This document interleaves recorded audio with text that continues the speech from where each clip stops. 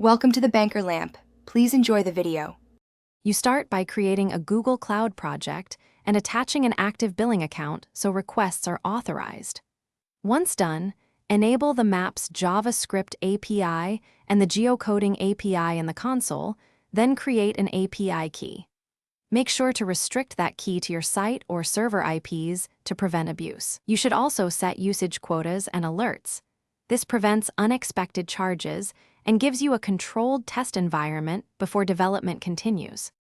You then add the Maps JavaScript SDK script tag with your API key and load it async. This speeds initial render. Next, initialize the map by creating a map object with a center latitude, longitude, zoom, and map type ID. Keep configurations separate from DOM manipulation. Once the map exists, use the geocoder service to convert addresses to coordinates and add markers. Make sure to handle asynchronous responses and respect rate limits to avoid 420. You finish by testing the map in staging and on multiple devices, confirming your API key restrictions and billing status are correct. Then deploy and immediately enable cloud monitoring and error logging to watch quota, latency, and client-side errors.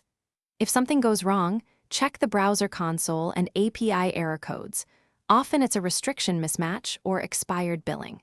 If you suspect compromise, rotate the key and update referrer rules. This simple step protects your project and restores service fast.